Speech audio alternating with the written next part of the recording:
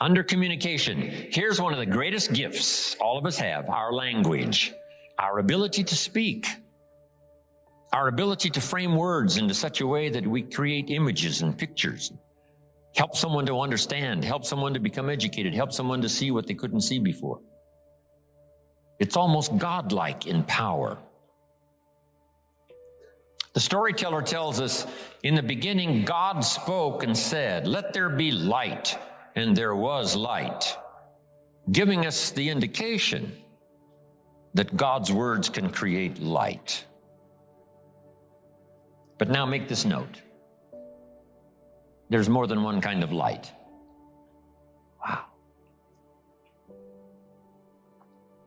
Next to the power of God creating light by his own words is the power of all of us creating sight, which is light in a form, helping somebody to see by using our language the best we know how.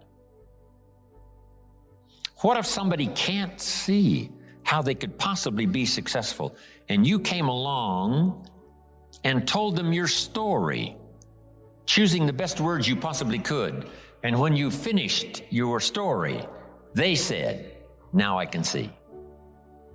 Before you got here, I was blind, couldn't see. Now that you've shared with me by your language, your story, now I can see. Before you got here, I was in the dark. And it seemed to me like while you were talking, some things dawned on me." Isn't that a good expression? Some things dawned on me, like the sun started coming up. And the more you talked, the further up the sun came and the brighter got the images and the imagination. Helping people to see, that's one of the greatest gifts. Words are so powerful if they're framed right, if they're sent with sincerity. Words that create images, words that express life, words that express experiences, words that express gifts of ideas that you've got to share. See, that's some of the greatest gifts you can bestow. And here's the best place to start: with your children. See if you can't inspire with your own language a better sense of the importance of the day, a better sense of the importance of doing the work, a better sense of the importance of getting good grades, developing yourself, becoming who you'd like to become. Do the disciplines now that'll give you the joy later. Teaching is one of the greatest senses of accomplishment in the world. Helping somebody learn, helping somebody take early steps in a new career, early steps as an entrepreneur, showing somebody the way, the gift of words, the gift of language. Here's what the old prophet said: "Words are like a lamp for your feet, so you can see where to walk." That's a gift. Words are like a lamp for your feet, so you can see where to walk. And then he said, words are also like a light for your pathway, so you can see where to go. If somebody with the gift of language and words can help you to walk where you should walk and then show you a pathway to go, they do you immeasurable service. Who could calculate the value and the worth of that kind of exercise? Showing somebody the steps to take and showing somebody the way to go that would be helpful. Whether it's a way of good health, whether it's a way of a better relationship, whether it's a way of an entrepreneur, a refinement of career, doesn't matter what it is. If we know the steps and somebody reveals to us the way, see, they do us by their own language some of the greatest gifts we ever enjoy. Words, language. So let's now talk about good communication. I've got 4 steps to achieve good communication. Let's just do the fundamentals here. There's not very many. In fact, there's not very many fundamentals to anything, just a few, handful, 6, 7, 8. Here's the first step to achieve good communications. Number 1, have something good to say. That's step number one. It's fairly obvious. To have something good to say, try to recall and remember and take notes, keep journal, whatever, of your experiences, because as you live your life, you're going to have something good to say. One, from your failures. Two, from your successes. You're going to have something better to say from the mistakes you've made and how you corrected it and bailed yourself out. And sometimes instead of just registering it in your head, why not commit it to paper so that it gets logged, it gets recorded, and someday you can use it for the future? Have something good to say. The key to speaking well, the key to excellent communications is preparation. Actually, all of our life is preparing. This year, preparing for the next. Those first, 8, 9 grades preparing for high school, then high school preparing for college, college and university preparing for a career to earn money, then preparing to make the investments to keep you safe and secure, build a financial wall around your family nothing can get through. Always preparing for those steps and stages in our life. That's part of the game of life. For humans, it seems like it takes us longer to prepare. When the little wildebeest is born, it only has about 1 hour to get ready to run with the herd and escape the lions. 1 hour. So the little wildebeest, as soon as it's born, tries to stand up, falls down. Its mother nudges it, stand up, falls down. Stand up, come on, try again. Why such urgency? The lions are not very far away. Come on. And within less than an hour, the little wildebeest, brand new, just born, is now strong enough to run with the herd and escape the lions. Less than an hour. Human babies take a little longer. After 17 years, we're not quite sure they can escape all the lions and have a safe place to go. So preparation, getting ready, sometimes seems so laborious. After going to grade 1, now you got to go to grade 2. After grade 2, it's grade 3. Will it never end? Come on, one more grade, grade 4, and then 5. Wow, seems like it takes us forever to finally get ready, to design a life and get married and have a family and a career and fortune and future. But it takes preparation. Now, to communicate well, here's some good words to prepare for communication. Interest. Just keep your interest alive in people and places. That's why, a big share of my job takes me around the world, countries all around the world, from Africa to Asia to South America to Australia to Russia to the Far East. Israel. The last time I was in Israel, there was some kind of an alert. We were all on the airplane. We all had to get off the airplane. They took off all of our luggage, and each one of us had to go identify our piece of luggage and put it back on the airplane, and then we took off. Wow. Taking what? No chances.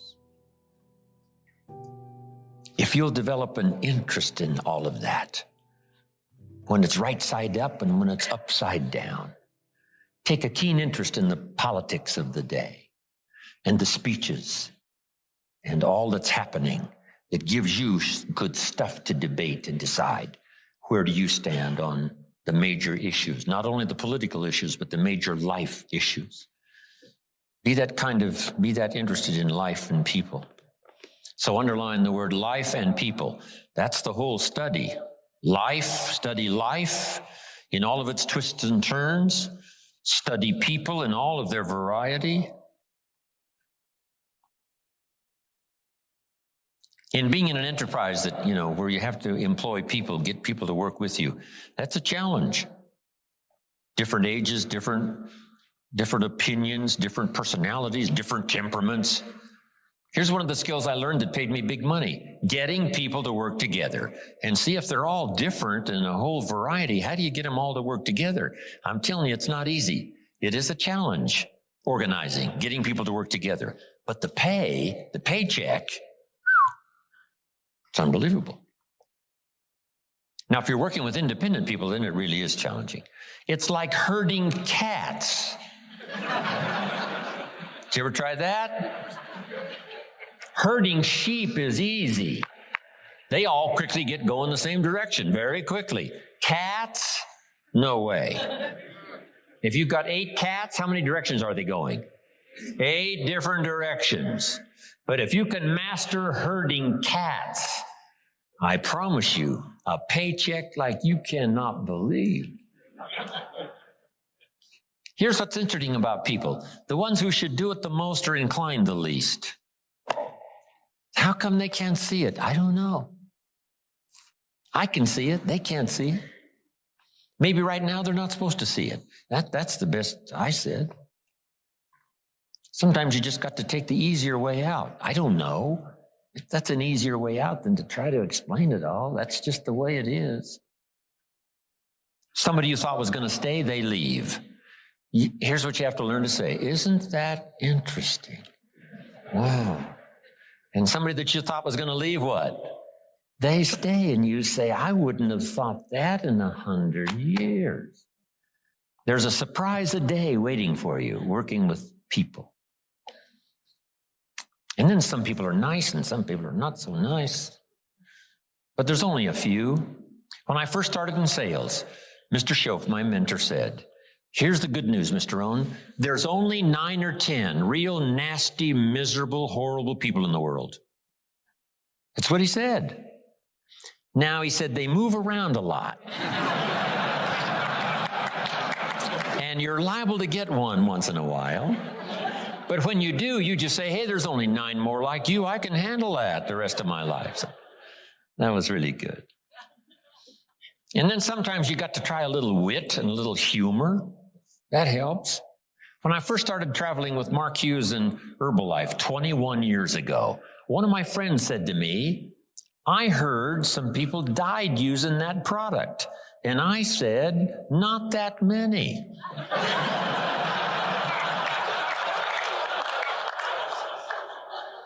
Now, it was a silly comment that he made, so I had to think up a silly answer.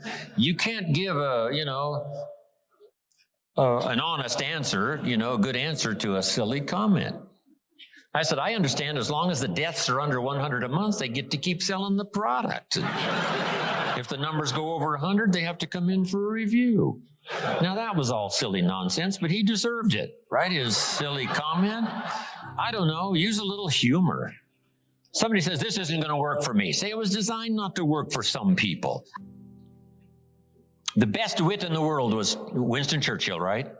Lady Astor in the English Parliament, exasperated one day with Winston Churchill. She said, Winston, if you were my husband, I'd put poison in your coffee. He said, Lady Astor, if you were my wife, I would drink it. Now, whatever it takes. Don't let anybody put you down. Be a student of life and people and all the varieties and what's happening in the world. It's an interesting place to live. And while you're here, learn all you can, study all you can. Right? The varieties. Some people are easy and some are miserable. Just learn how to handle all that. Here's the next word to communicate well, and that's fascination. It goes the step beyond just interest. Be like a child, fascinated with everything. Next, sensitivity. Trying to understand where people are, where they're coming from, the position they might be in at the moment. Trying to understand. A night visits us all after days, and some winters are tough, and some people are having tough times. Be sensitive to all that. Next is simply knowledge. Just gather every idea you can that makes you a better communicator. I came up with this back in those early days when I was talking to service clubs and, once in a while a high school class and a college class and making those little speeches. I come up with this little speech. Here it is. I'll give you the notes on it. It's called The 4 Ifs That Make Life Worthwhile. The 4 ifs. And if you're looking to make a little speech, these notes might serve you well. Here was the first if. Life is worthwhile if you learn. You got to know. You got to have the information. When I talk to the kids in school, that's what I say. Get the information while you're here. What you're going to do with it, that's up to you. Throw it all away, that's up to you. Just use a little of it, that's up to you. But while you're here, get it all. Right? There's nothing worse than being stupid. Being broke is bad, but being stupid is really bad. So get the information. What's really, really bad is being broke and stupid. Nothing worse than that. Unless you're sick. That would do it. Sick, broken, stupid. That's about as far as you can fall, unless you're ugly.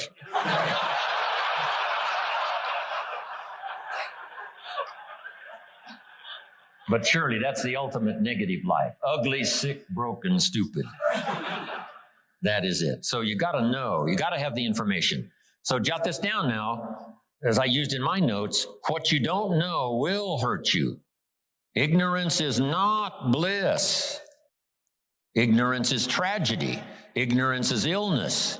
Ignorance is devastation. Ignorance is going broke. Ignorance creates a poor life. So you got to know, you got to have the information.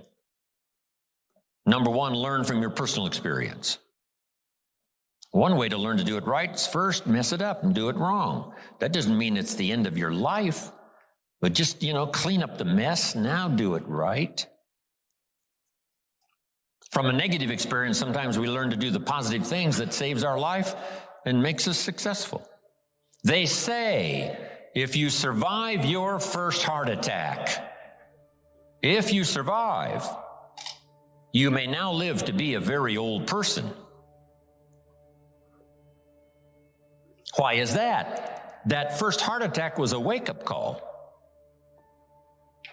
And then maybe the doctor said, another one of these and your history. And you say, wow. And you make it for the health food store. And you start reading every book you can read on health and nutrition. And you start doing the push-ups and you start jogging on the beach and doing all the stuff. And all of that change now could very well help you to live a long, long life, having been alerted in an alarm system that serves you well. Okay? So learn from your negative as well as your positive experiences. Here's the next. Learn from other people's experiences. That's how you get smarter in a shorter period of time. Somebody that's been through it for 5 years and they wrote a book, and the book, if you read it, could save you 5 years. Cost $30. So you can't miss that kind of education. Best to get the information before. Yes, we can recover. Yes, we can come back, from the grave, practically. Yes, we can come back from bankruptcy and disaster and poor health. But wow, if we had the information up front that would save us some of those years of disaster, how much better that would be. So learn from other people's experiences, both negative and positive. In the seminar I do for Jerry, here's what I say. 2 bad failures don't give seminars. We don't want to pay them, so they don't give seminars. But their information would be valuable. If a guy's messed up his life for 40 years, you just have to say, John, would you spend a day with me? And I'll bring my notebook and take good notes. Good-looking guy like you, beautiful family, every reason to do well, and you threw it all away. Teach me for a day how you messed it all up. Right? And you just take good notes. so that the same thing doesn't happen to you. So learn from your experience, learn from other people's experiences. Okay. If you learn, life is worthwhile. Here's the second if. If you try, you got to now try something from what you've learned. We've talked about that now earlier. Take action. You never know. My father said you never know until you try. If we put the bar up 2 feet and ask the kids to jump over the bar 2 feet high, what will the kids say? Some will say, no, I can't. Some will say, easy. Some will say what? I don't know. So how are we going to find out? For everybody, you got to take a run at it and see if you can jump the 2 feet. So you got to try it to see. Who knows? You don't know. What if you tried and knocked the bar down? Does that mean you cannot jump 2 feet? No. You try it, what? Again. Then somebody shows you a little technique, right? Leave the ground a little earlier. Okay. First thing you know, 2 feet is easy, when before you couldn't or didn't think you could. So you got to try it. Giving speeches and doing talks. Age 25, I stand up to give my first little training. My mind sat back down. I open my mouth and nothing comes out. My knees are knocking like this. The sweat is pouring. It's called terror, in case you haven't tried it, right? But I got through it somehow. It was so bad, if I hadn't have been doing the class, I'd have gone home, right? It was bad. I'm so happy you were not there. You would not have paid this kind of money for my first presentation. Wow. But I got through it. And then I did it again. You know, I didn't know if I should even try again. But sure enough, I had the kind of mentor and the kind of teacher who said, hey, that's nothing. You know, what if you go up to bat and you strike out? Does that mean it's over? I say, no, it's not over. It's just over for one time up at bat. And then another time and another time. Pretty soon you connect. And pretty soon you get good enough to do well. And then pretty soon you get good enough to win the game. And then pretty soon you get good enough to take home the trophy. So you just keep trying. The third if that makes life worthwhile is if you stay. You got to hang in there. Some people plant in the spring and leave in the summer. When it gets a little hot and a little uncomfortable, and it looks like the weeds are winning, and it looks like the bugs are having a feast, and you have a tendency to say, hey, I've had it with this. But the key is, if you want the harvest in the fall at harvest time, you've got to stay through the summer. Okay.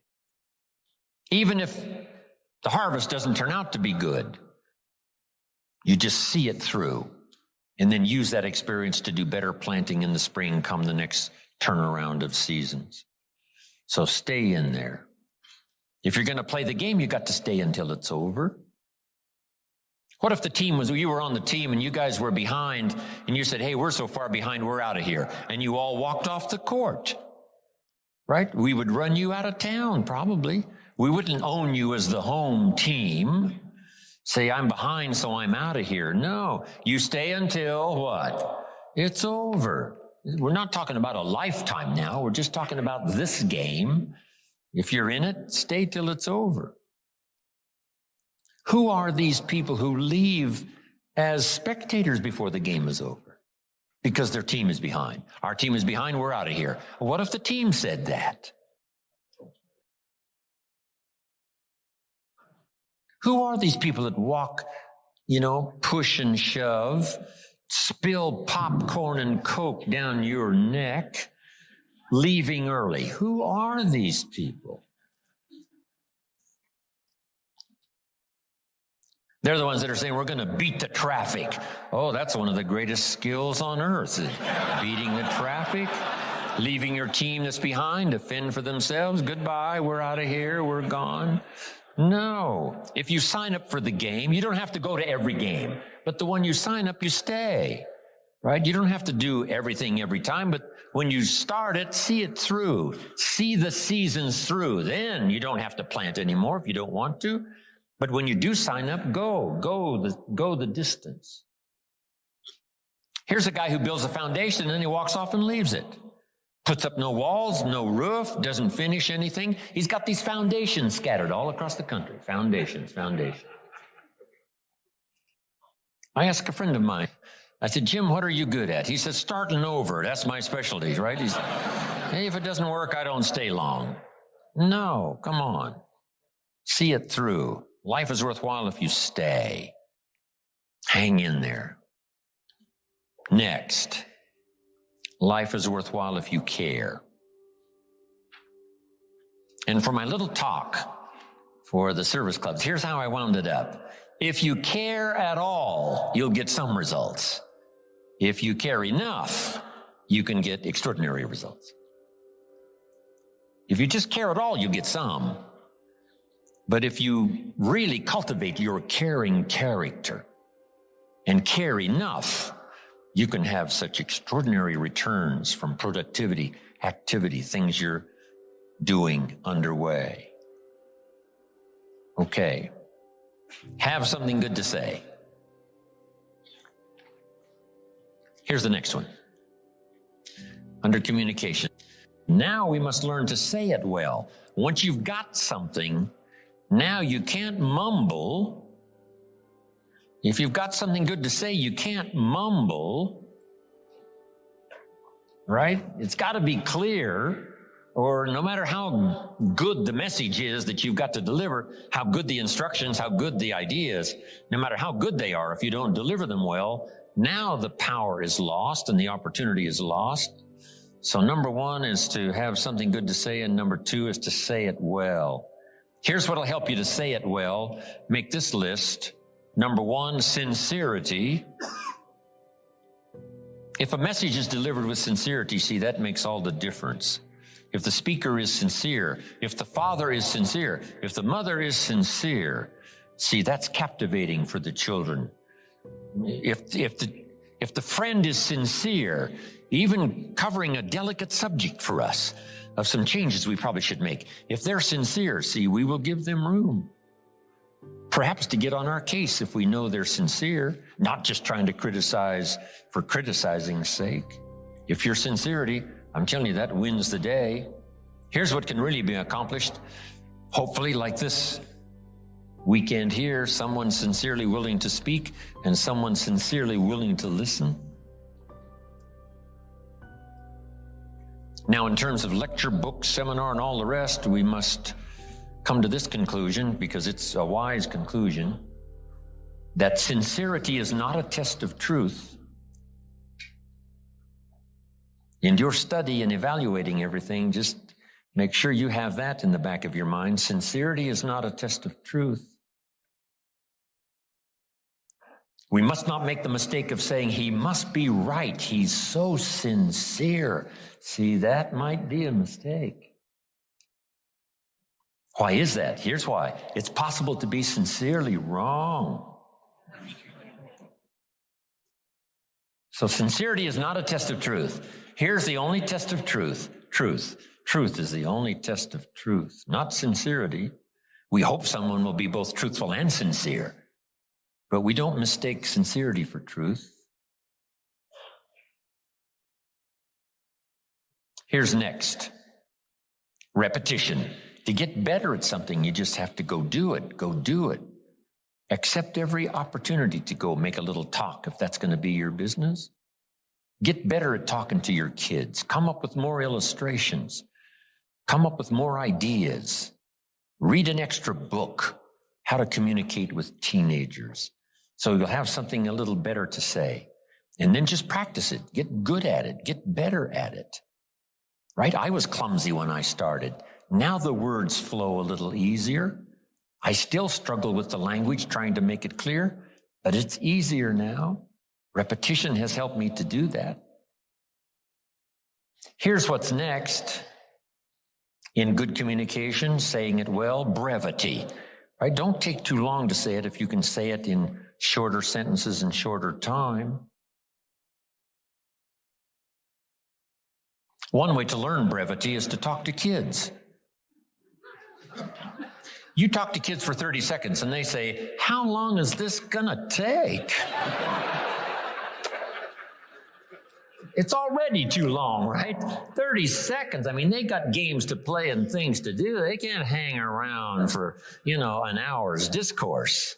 So talk to kids. It helps you to make it more brief. Powerful, but brief. Well said, but, more brief. The storyteller tells us Jesus wandered around the countryside in putting his 12 together that was going to start this whole new movement. And as he wandered around the countryside, every once in a while he would say, you follow me. See, that's short. That's no hour presentation with the fancy lights and, no, just you follow me. Why could he be so brief and so short with that simple appeal? Jot this down now. Probably for who he was, not just for what he said, but for who he was. There was something about him when he said, you follow me. See, probably his reputation, probably his manner, probably with how he said it. Irresistible. You follow me. Wow. So here's what's powerful. And you can talk less and even be more effective in this personal development area. The stronger you become and the wiser you become, the more caring you become, it shows in your language and your manner. The texture of your communication changes and reaches where it couldn't reach before. It strikes the heart where it didn't strike before. That's the key here. Next, style. Now you've got to develop your own style. You can be a student of style. There's about a dozen people that I know over the years that if you knew those dozen, you'd say, hey, a little bit of each of them appears in Jim Rohn's style, which is probably true. Not copying any one person, but I like the way the person said it this way. I like the person's gestures, because I used to be a little too stiff without, gestures. Frank Sinatra was the best, not for only his lyrics and his phrasing and his style, but his gestures. His gestures. They were captivating. They were part of his persona. So make this note, it's not just what you say, it's how you say it. Style, sincerity, the way you present it, heart, soul, from deep inside, commitment, dedication, wrapped up in your language so that now when you present it, hey, it becomes incredibly effective. Next is vocabulary. The better your vocabulary, the better you can share ideas that are meaningful, find words now to use that you couldn't use before. Interesting story on vocabulary. Some friends of mine took a survey among prisoners many, many years ago. Some rehabilitation program they were working on for prisoners. They weren't looking for this, but here's what they found. There's definitely a connection between vocabulary and behavior. And here's what they discovered. The more limited the vocabulary, the more tendency to poor behavior. Isn't that interesting? And when you think about it for a while, you can say, well, I can see where that would be. If you were very limited in your ability to comprehend because you had such a small vocabulary, that no matter what someone said, it would still be confusing. No matter what they said, it still might not make sense. They said it clear, but you couldn't see it. And sometimes that's because the vocabulary is so limited that it doesn't have the ability to register the scene on the screen of your consciousness. What if you could only see the world through this little tiny hole? You would be inclined to say, the world is like this. And all of us would say, no, the world is like this. This person would say, no, it's like this. How come they keep insisting the world is like this? Because that's all they can see. They're limited in the scope of their ability to widen their perception about life and what's going on and what's happening simply because they don't have the vocabulary to understand. So they started working on vocabulary. And immediately, behavior started to change. Being able to see, being able to comprehend. Oh, now I see. Oh, now I understand the reason why.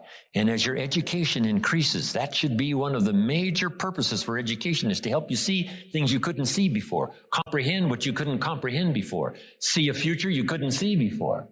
See beyond tomorrow you couldn't see before. See, that's a gift. Vocabulary. So keep working on your vocabulary. Now here's another reason. Only with our present vocabulary can we express what's going on in our head, what's going on in our heart. You can't express beyond your present vocabulary. What if it's very limited? Then your ability to express what you think, express how you feel, is limited.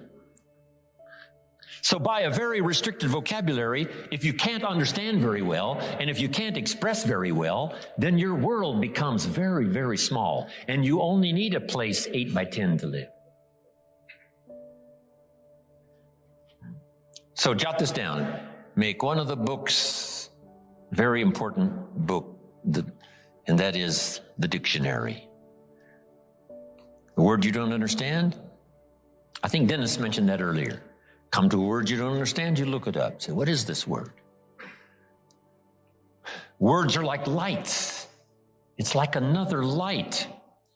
Now make this note now, especially the English language. There's nothing richer than the English language because there's so many ways to say it in English. In some languages, there's only one way to say it. In English, there's another way to say it, and another way to say it, and another way to say it. When I travel to all these countries and have to have translators, it gets to be difficult sometimes.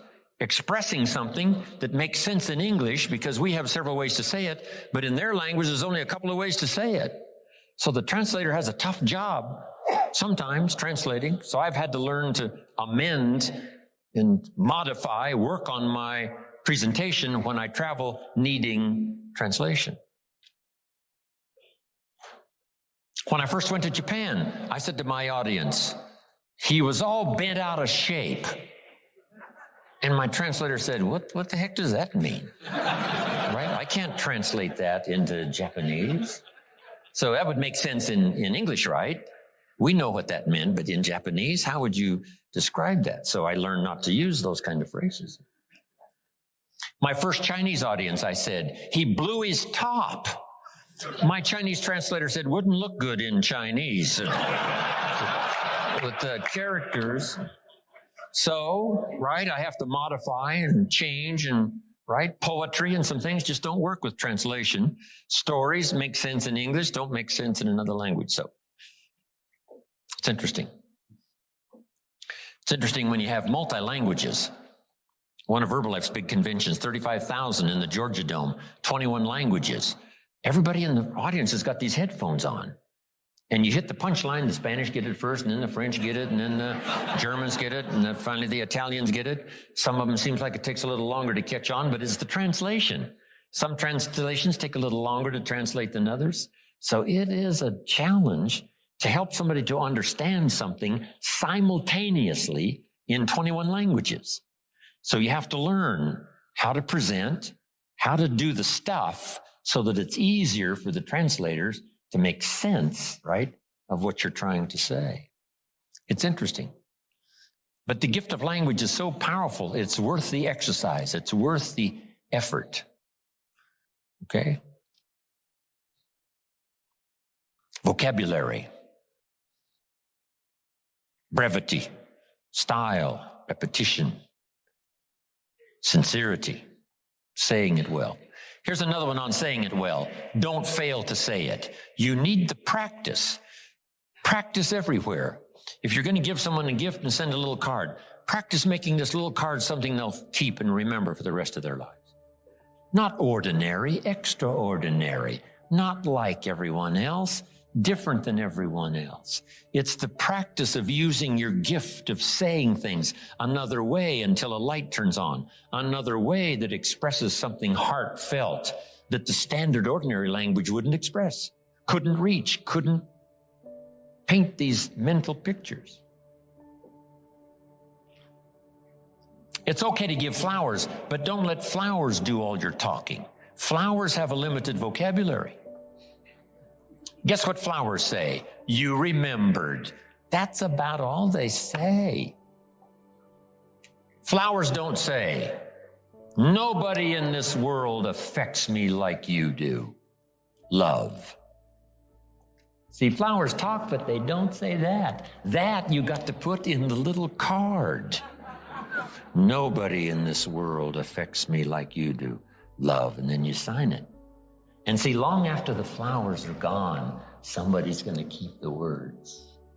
The words are more powerful than the flowers.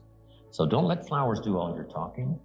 See if you can't choose the words that are meaningful, words that are unique. And the more you do this, practicing every little occasion to say something well, every little occasion to say something well, whether it's a little talk to the family gathering, or whether it's training, or whether it's inspiring, or a little class on Sunday morning, whatever it is, keep improving, find a new way to say it, a new illustration, a new story. You'll get better. The gift will belong to you, and the effect could be electrifying. Don't fail to say it. Now, women are better at this really than men. Women seem to be able to find the language much easier to say something. Men have to work at it a little harder. So come on, men. Let's work at this thing a little harder. See if we can't say something meaningful that's, not just standard, ordinary. That's okay, right? But just think of ways. When my wife Judy and I parted ways, wow, that was a unique experience. I wrote this little note. Dear Judy, as often as the night comes, so does my sadness. As constant as the day arrives, so is my love for you. I wish for you and I wish the best for you, and I understand that dilemma. My life is here where you touched me. If ever you would call, I would be there to be touched again. It wasn't very long. It was just a few words, but I tried to express what was going on in my heart and soul at the moment. So I'm asking you, don't fail to say it. Here's an expression we've heard. Words are no substitute for action. That's true. Let me give you another one. Action is no substitute for words. It's okay to do, but you've also got to say. Express it, as clumsy as it might be to start. Start a better program of better communication, saying it better.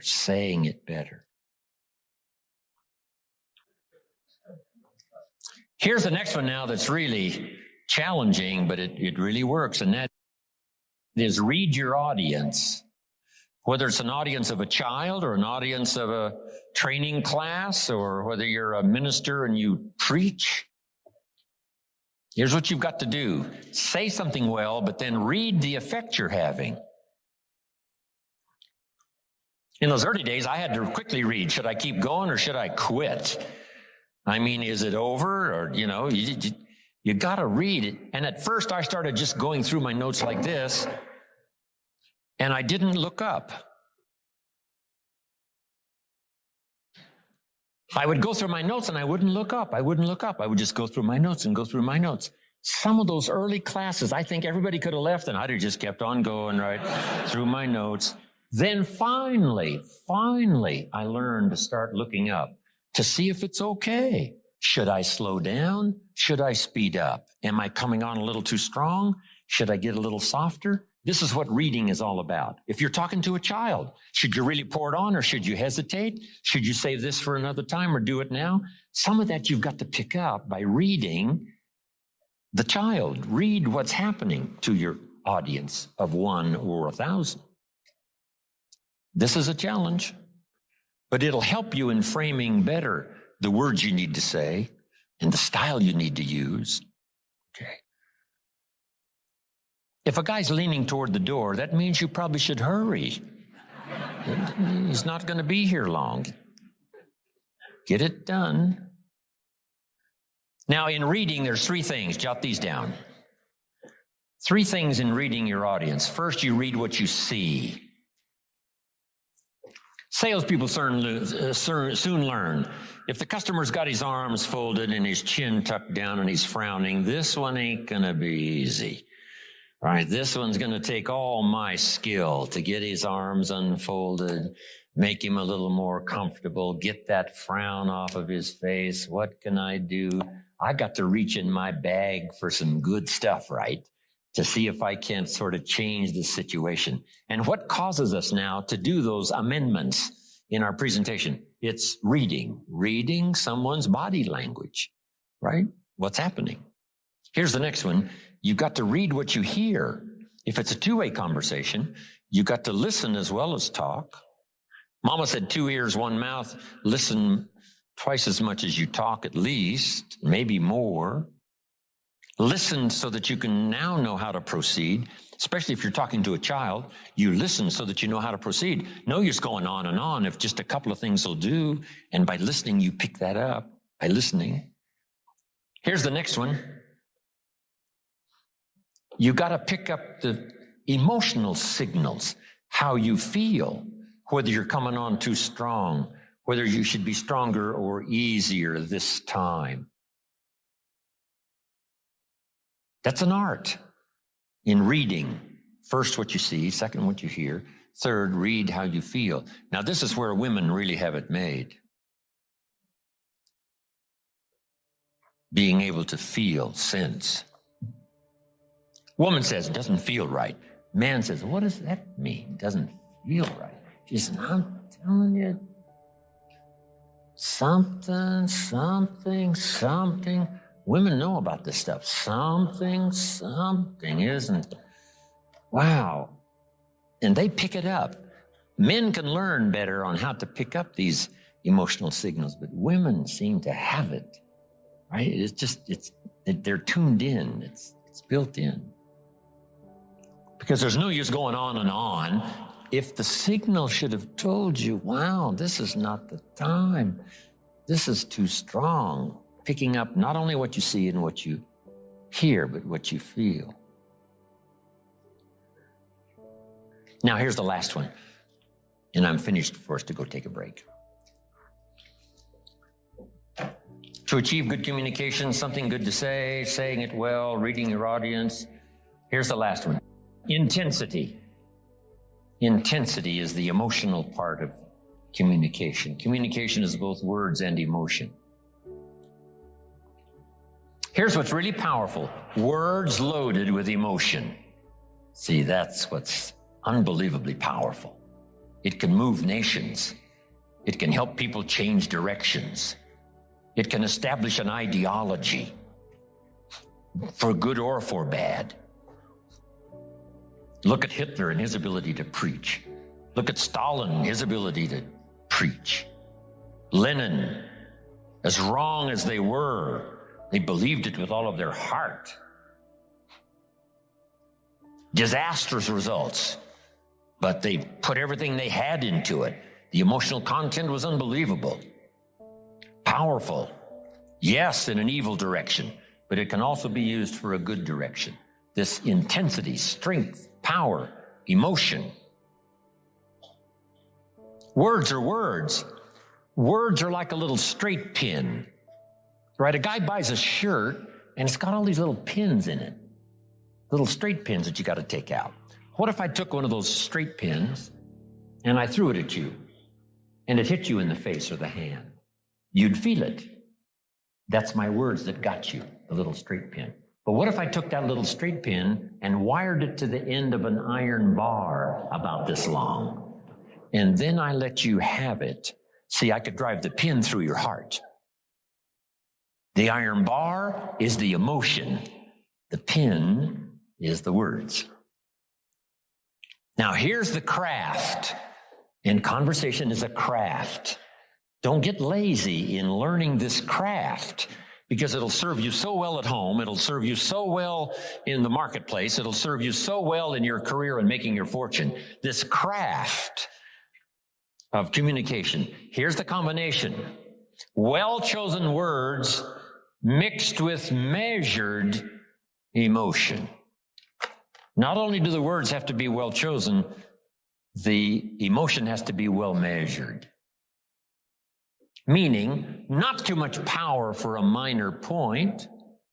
The actor on the stage or in the movies, in giving a performance, has to learn this craft of the right amount of emotion with the dialogue and the words that are to be spoken. It can be so powerful if it's measured well.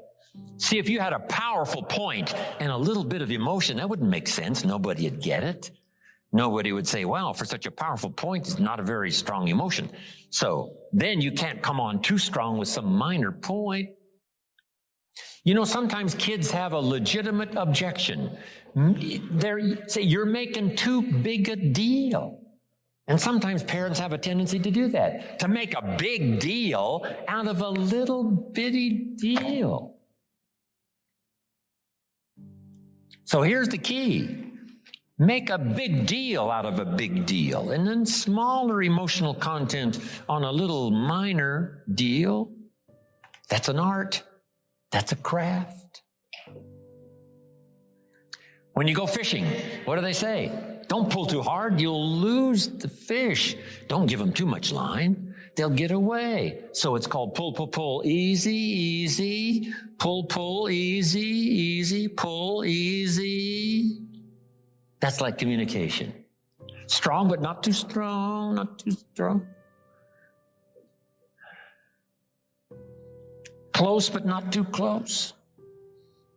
If you talk to somebody, this is too close. This is too close.